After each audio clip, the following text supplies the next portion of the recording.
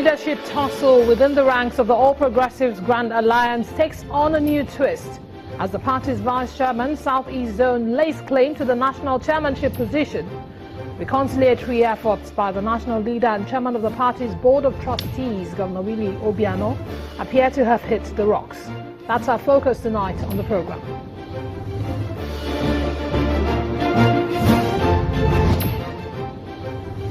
Many thanks for joining in, everyone. This is Politics Today, live on Channels Television. We're reaching you from our global headquarters here in Lagos. I'm Imana Amawe. And tonight on the program, we discuss the crisis rocking the leadership of the All Progressives Grand Alliance, APGA, amidst efforts to reconcile aggrieved members of the party by Governor Willie Obiano. It's the crisis rocking the All Progressives Grand Alliance, a faction of the party led by the acting national chairman, as he calls himself, Ozonwabweze Okafo, convened a national working committee meeting on the 22nd of October in Abuja and arrived at certain resolutions. One of those resolutions arrived at was that the suspension of Victor Oye as the national chairman was inevitable and remains valid, and any statement to the contrary at any quarter remains odious.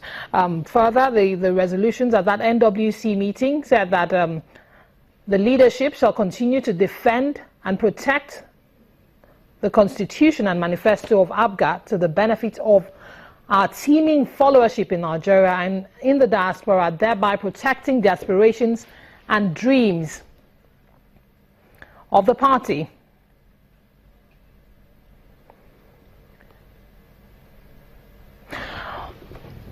It goes on to say that of our founding fathers, especially our most revered late Dean Chukwuemeka Odimegwu Ojukwu, and that the leadership shall continue to collaborate with the leaders of APGA across board for the onerous purpose of rebuilding, strengthening the party, and deepening democracy in Nigeria.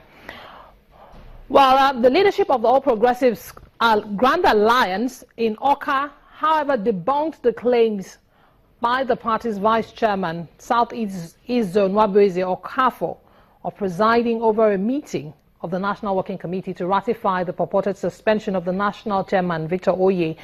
And then the party leadership says that as a zonal vice chairman of the party, he does not have the constitutional powers to either convene or preside over the meeting of a National Working Committee of the party. The party went ahead and said that the members of the NWC remain committed to the resolutions reached at the peace meeting convened at the instance of the national leader and chairman of the board of trustees, Governor Willie Obiano, on October the 13th, 2016, wherein members of the NWC collectively committed themselves to the continued growth and development of the party leadership under Mr. Victor Oye as the national chairman. Well, after that peace meeting, the NWC meeting presided over and convened by Wabweze Okafo, who is a factional chairman of the All Progressives Grand Alliance, took place after that peace meeting by Governor Willie Obiano.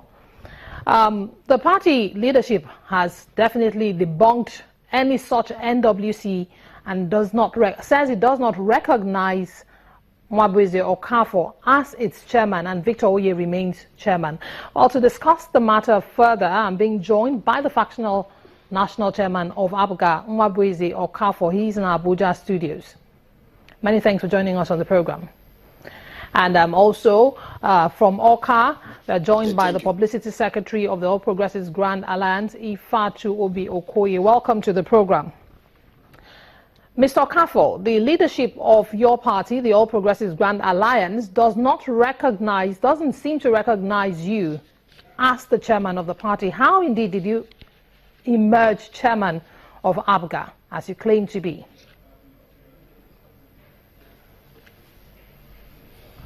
Well, it depends on what you mean by the leadership of the party. The critical organ of the party that runs and takes care of the day-to-day running of the party is the National Working Committee. And the National Working Committee on October 5th, 2016, suspended the suspended chairman of APGA, Victor Oye.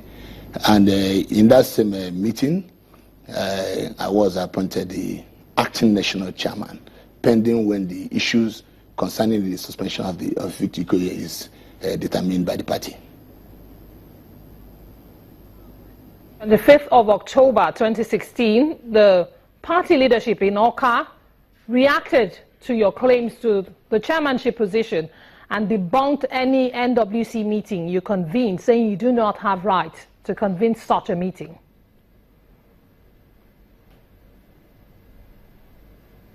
When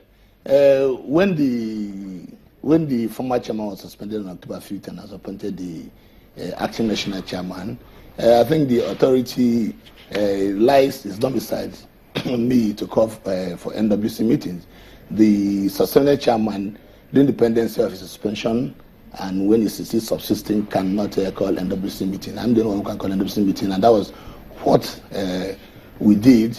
The action of the NWC was clearly to save the party from a leadership that has lost direction, and the party was inevitably heading to destruction.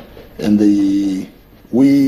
I don't think that the issue of his suspension should be what should burden the members of the party now, but rather on how to move the party forward, because we still have channels open to him to come and defend himself. We have set up a disciplinary committee which has written to him for him to come and defend the charges against him, because the party, you will agree with me if you really want to look at the issue critically, that in the last 17 months our party has been comatose.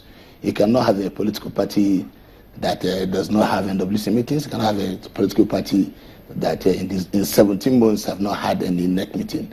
So we had to take the actions we took to save the party. Okay, just a moment. Let me bring you in Mr. Obi Okoye. Mr. Obi Okoye, you've had Mr. Okafor. He's laying claims to the chairmanship of the party as against Victor Oye, who you're here to represent. Who is the chairman of the All Progressives Grand Alliance, and why so? Clearly, the issue of who is the chairman of our great party, APGA, is certainly not in doubt. I listened to my friend Ozonwabezo Okafor. I think he must be on a frolic of his own. He can be serious in the claims he has openly made on television. One thing that I must point out is that the NWC is one NWC in which all of us, including him, are members.